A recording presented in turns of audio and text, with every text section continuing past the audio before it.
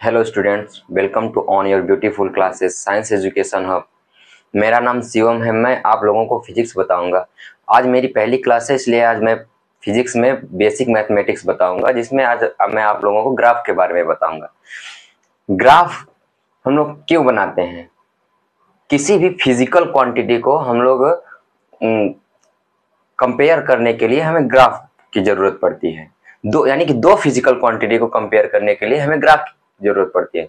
Graph हालांकि हम लोग इक्वेशन से भी डिनोट कर सकते हैं। जैसे कि देखिए, हम इक्वेशन बनाते हैं कैसे। जैसे इक्वेशन है y equal to y directly proportional to x, यानी कि इसका क्या मतलब है? इसका मतलब ये है कि अगर हम x की वैल्यू बढ़ाएंगे तो y की भी वैल्यू उसी प्रोपोर्शनल में बढ़ेगी। तो हमें ग्राफ बनाने के लिए क्या चाहिए? मतलब अगर हमें ग्राफ बनाना है तो हमें चाहिए एक कोऑर्डिनेशन और ज्योमेट्री। यानी कोऑर्डिनेशन में कैसे बनाते हैं, देखिए हम बनाते हैं कोऑर्डिनेशन। जैसे कि ये है आपका y एक्सिस और ये है x एक्सिस। x एक्सिस यानी कि जो है हॉरिजॉन्टल लाइन। हॉरिजॉन्टल लाइन को हम लोग क्या बोलते हैं? x एक्सिस बोलते हैं। और वर्टिकल लाइन को हम लोग क्या बोलते हैं? y axis. तो यानी कि जो ये है जो सीधी रेखा, यानी कि सरल रेखा, स्ट्रेट लाइन, यानी कि सॉरी, इसे ब्लू मार्कर से लिख देते हैं। हाँ, यानी कि ये straight line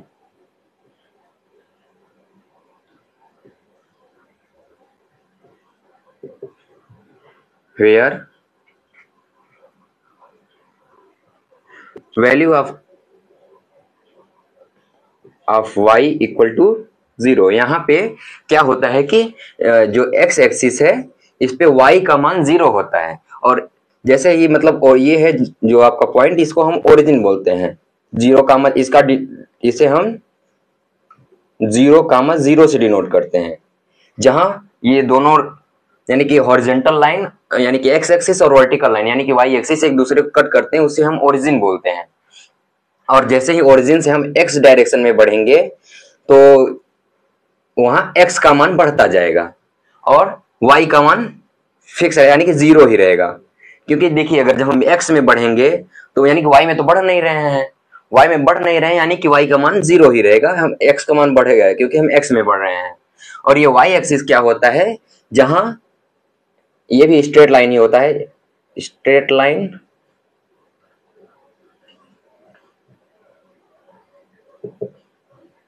where value of x is 0। यानी कि ये क्या है कि डिफिनेशन है जैसे y एक्सिस का, जहां y एक्सिस है जहां x का मान 0 होता है, और जो x एक्सिस होता है जहां यहाँ y का मान 0 होता है। अगर हम x एक्सिस डायरेक्शन में बढ़ेंगे तो यहाँ x का मान बढ़ता जाएगा।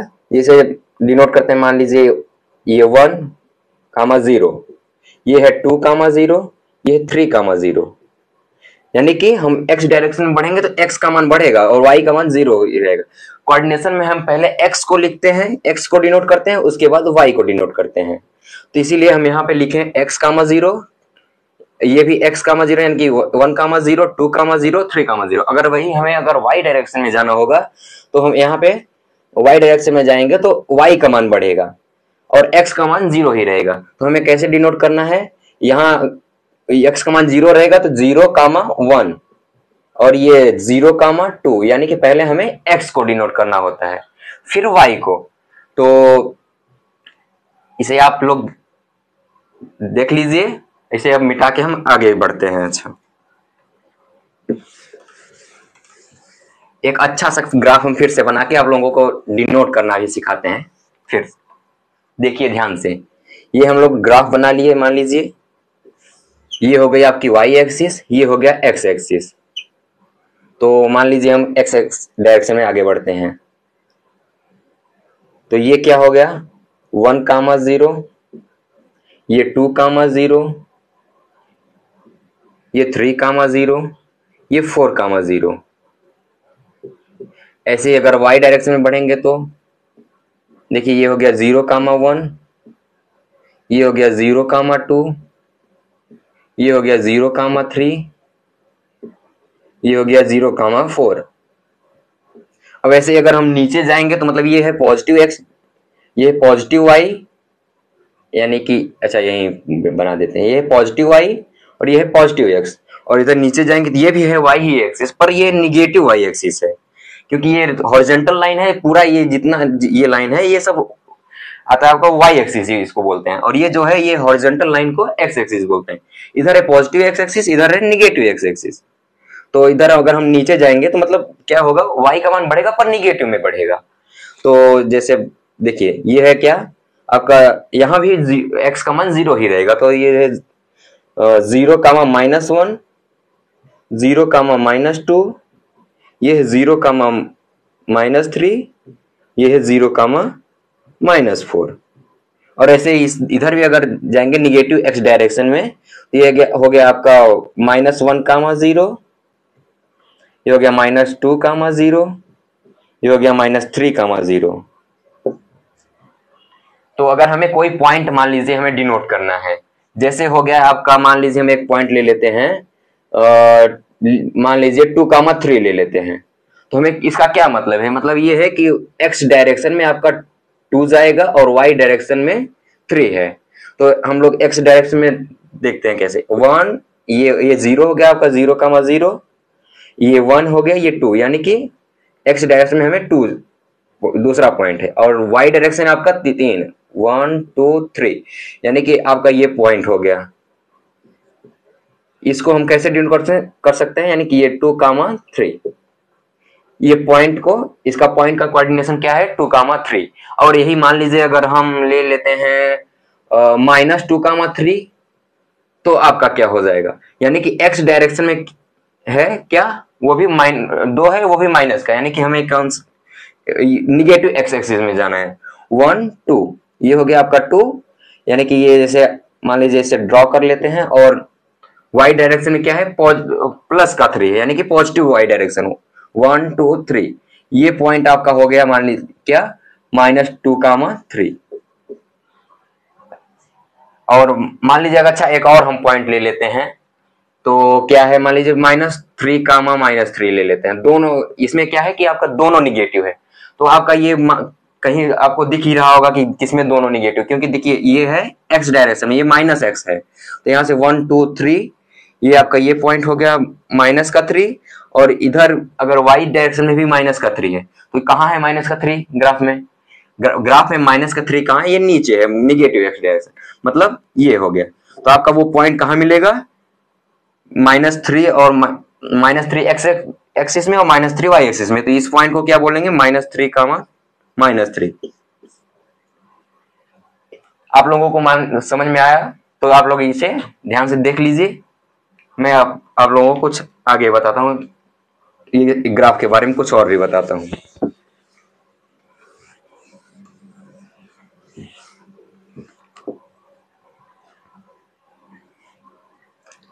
देखिए क्या होता है, जब हमें मान लीजिए अगर ग्राफ है, ये है एक्स एक्सिस, ये वाई एक्सिस, अगर हमें मान लीजिए एक्स और वाई दोनों का मान पता है, तो हमें एक पॉइंट मिलेगा।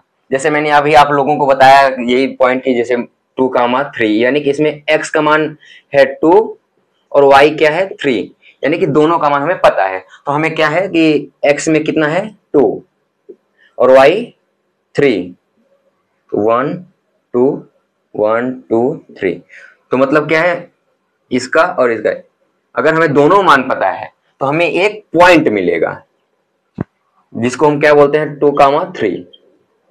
और वही मान लीजिए हमें एक पता है एक नहीं, जैसे कि मान लीजिए हमें y का मान पता है 3 और x अननोन है, x हमें नहीं पता, हमें मिल गया y बराबर 3, ये इक्वेशन मान लीजिए मिल गया। तो हमें नहीं x नहीं पता, तो क्या है मतलब, इसका मतलब ये कि, रुक जाइए बताते हैं, 1 मिनट, इसी मिनट फिर से बनाते हैं।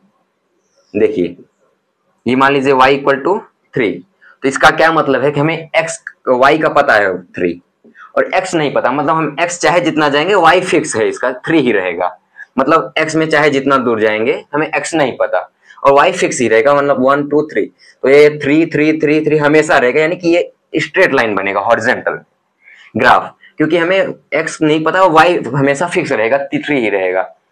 तो ये क्या है आपका कांस्टेंट। अगर हमें एक नोन है एक अननोन है तो हमें कांस्टेंट लाइन मिलती है। अगर दोनों नोन है यानी कि अगर हमें दोनों कोऑर्डिनेशन पता है तो हमें पॉइंट मिलता है।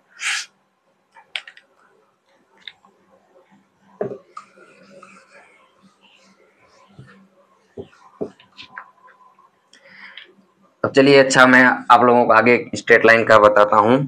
जैसे मान लीजिए ये एक मैं ड्रॉ करता हूं स्ट्रेट लाइन, मान लीजिए यहाँ ओरिजिन से ये, तो इसका कोऑर्डिनेशन क्या हो गया, मतलब एक कोऑर्डिनेशन इसका हो गया 0.0,0।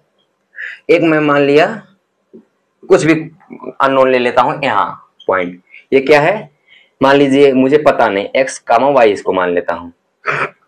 ठीक, तो अब हमें पता है क्या इसका क्या मतलब है, x, y का मतलब क्या है कि हमें अभी आप लोगों को बताया कि x का मतलब है कि x डायरेक्शन में हमें ये इस पॉइंट का डिस्टेंस है x डायरेक्शन में, x का मतलब ये, और y का मतलब क्या है कि y डायरेक्शन में, यानी कि ये y है।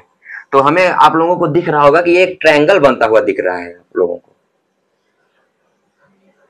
दिख रहा है ना।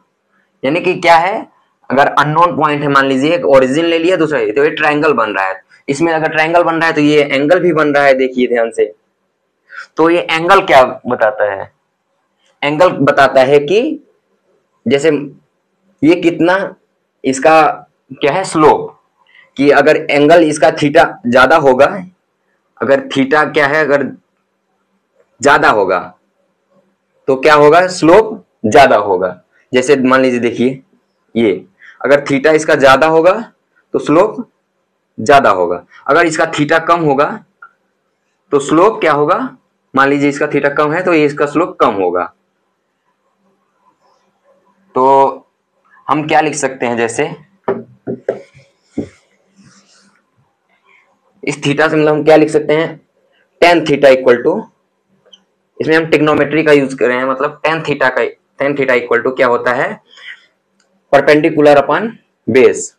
इसमें परपेंडिकुलर क्या है, जो थीटा के सामने वाला होता है, थीटा के सामने का जो लाइन होता है उसको हम परपेंडिकुलर बोलते हैं, यानी कि क्या लिख सकते हैं इसको वाई, ये वाई है, और थीटा से जो लगा हुआ रहता है जो लाइन उसे हम क्या बोलते हैं बेस, यानी कि एक्स।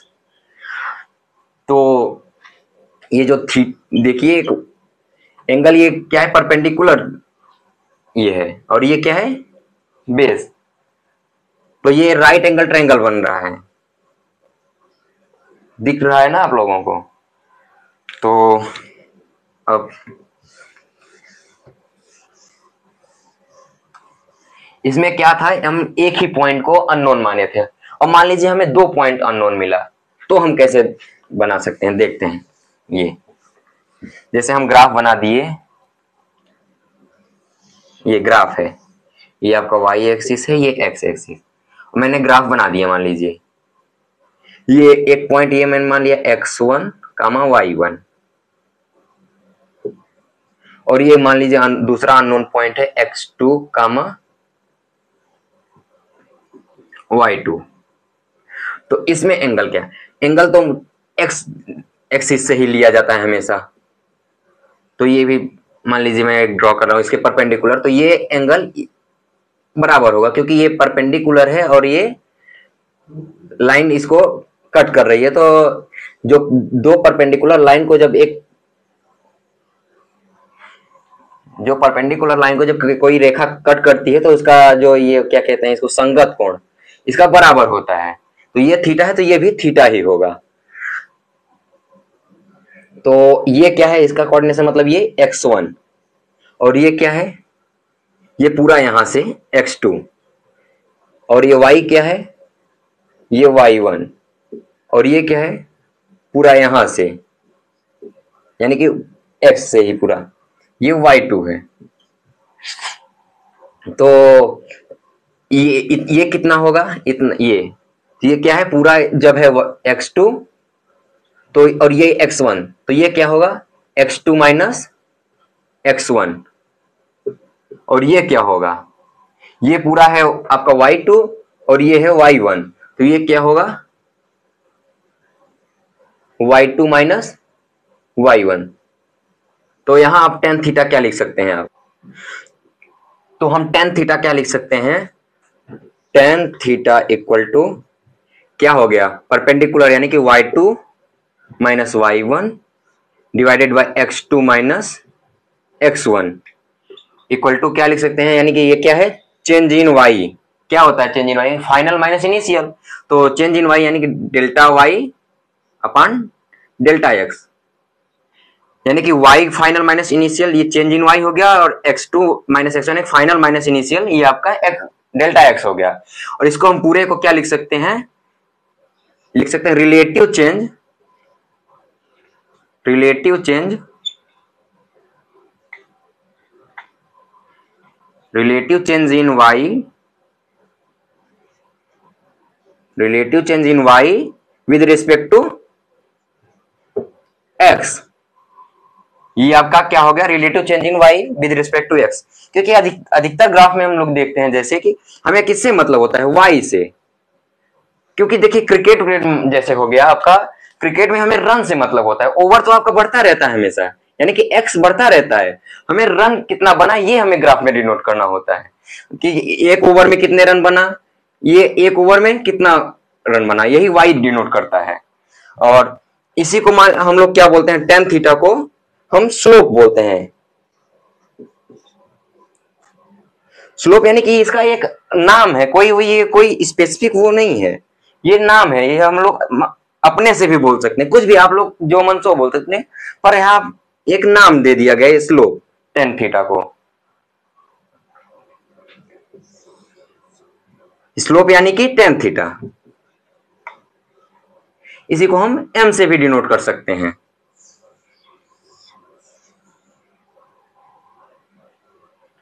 इतना समझ में आया? आगे बढ़ते हैं तब।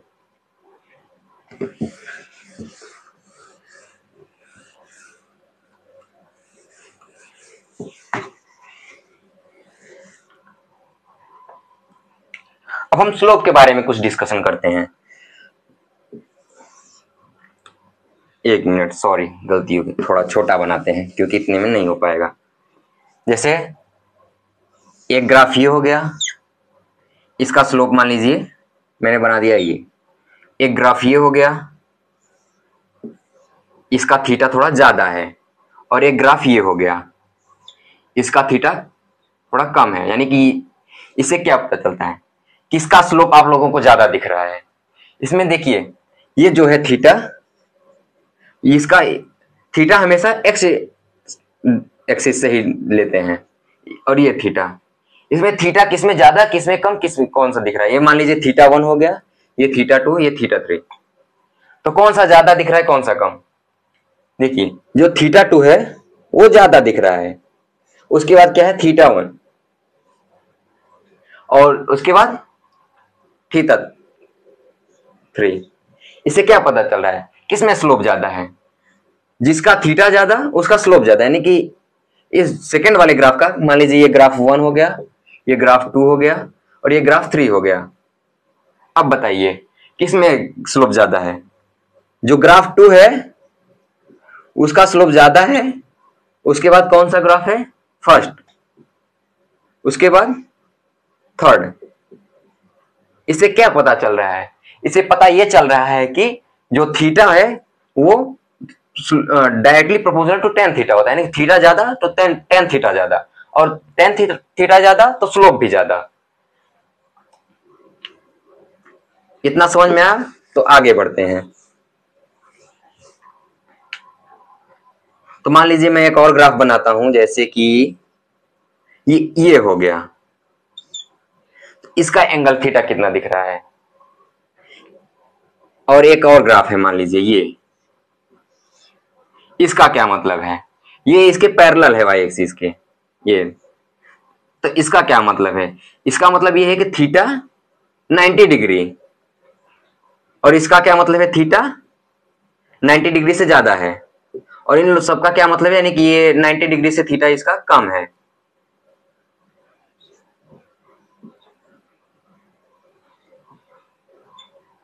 तो इससे ये समझ में आ रहा है कि अगर थीटा जो है अगर 90 डिग्री से कम होगा तो स्लोप हमारा पॉजिटिव होगा, अगर थीटा 90 डिग्री से ज्यादा होगा तो स्लोप हमारा निगेटिव होगा, क्योंकि अगर टेन थीटा का मान मान लीजिए कब तक बढ़ता है, टेन जीरो अंश का मान क्या होता है, टेन जीरो अंश का मान जीरो, और 90 तक जाएगा तो इनफाइनाइट होगा। उसके बाद जब बढ़ता है टेन 120 का मान √3 होता है, माइनस का वो भी। तो मतलब क्या है कि अगर जो है अगर थीटा 90 डिग्री से ज्यादा होगा तो स्लोप क्या होगा, निगेटिव होगा। अगर थीटा 90 डिग्री होगा तो स्लोप इनफाइनाइट होगा। मतलब ये सीधी लाइन, इसका कोई स्लोप नहीं, मतलब इनफाइनाइट है। अगर वही ग्राफ अगर ऐसे है, ऐसे, तो ये स्लोप इसका जीरो है, क्योंकि यहाँ एंगल थीटा का मान क्या होगा, क्योंकि हम एक्स डायरेक्शन में लेते हैं, एक्स एक्सिस से थीटा लेते हैं, तो एक्स एक्सिस में वही लाइन भी है वही, तो थीटा क्या हो गया, जीरो हो गया। और ये एक्स एक्सिस से 90 डिग्री हो गया, तो यानी कि इसका टेन थीटा क्या हो गया, टेन 90 क्या हो गया, इनफाइनाइट हो गया। और ये टेन जीरो का क्या हो गया, जीरो, यानी कि इसका स्लोप क्या हो गया, जीरो, और इसका स्लोप क्या हो गया, इनफाइनाइट। इससे हमें क्या पता चलता है, हम एक छोटा सा कंक्लूजन पूरा लिखते हैं, देखिए ध्यान से, मिटा के स्लोप के बारे में। देखिए ये आपका स्लोप, सॉरी ये नहीं चल रहा, इससे इसी से लिख देते हैं, स्लोप और यहां एंगल।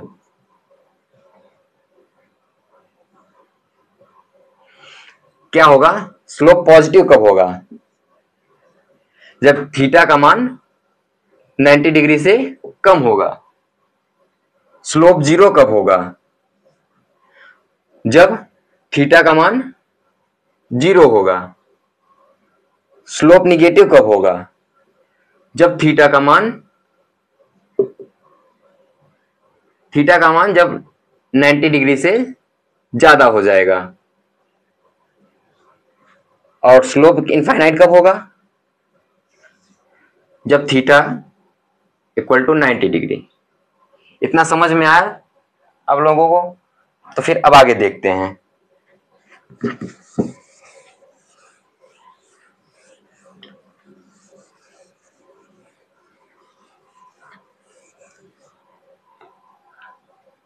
मान लीजिए एक कोऑर्डिनेशन है ये, इसमें मैंने बना दिया है line.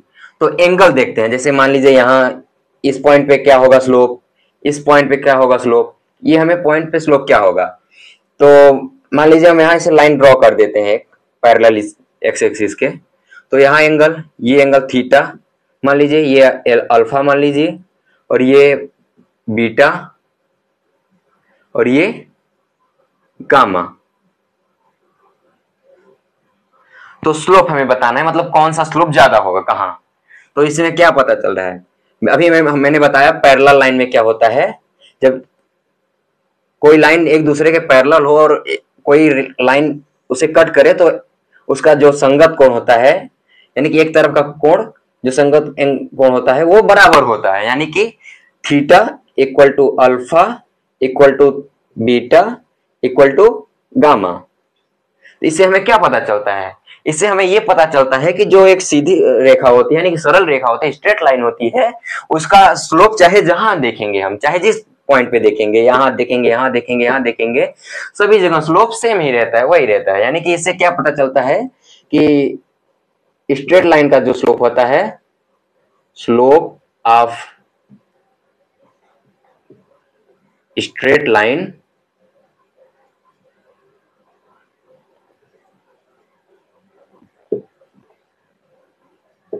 is always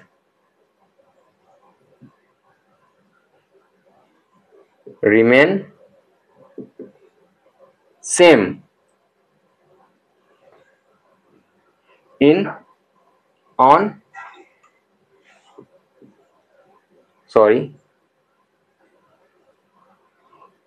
any point on line। इस लाइन पे किसी भी पॉइंट पे देख लेंगे, चाहे यहां यहां यहां यहां, सभी जगह स्लोप सेम रहेगा। और अगला मैं अच्छा एग्जांपल एक और ले लेता हूं, उसका आप लोग ट्राई करिए, बताइए क्या होगा। जैसे मान लीजिए यार मार्कर नहीं चल रहा यार।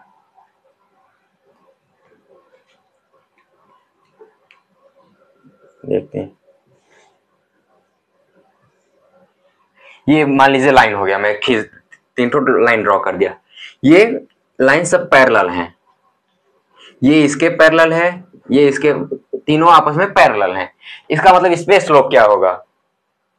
तो ये भी ध्यान से देखिए, ये इसके पैरेलल है। अभी मैंने बताया क्या था, ये पैरेलल का कुछ रूल्स होते हैं, जैसे ये लाइन पैरेलल है, अभी मैंने बताया ना कि ये एंगल बराबर बराबर होते हैं।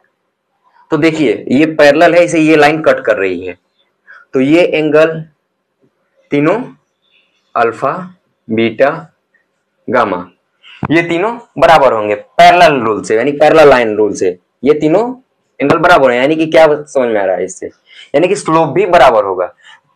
इससे ये पता चला कि अगर पैरेलल लाइन है तो उसका स्लोप भी सेम ही होगा, बराबर होगा। तो स्टूडेंट्स, मार्कर थोड़ा प्रॉब्लम होगी, नहीं चल रहा है, तो इसके आगे का लेक्चर कल कंटिन्यू कर लेंगे। हमें आशा है कि आप लोगों को लेक्चर समझ में आया होगा। तो पढ़ते रहिए। धन्यवाद।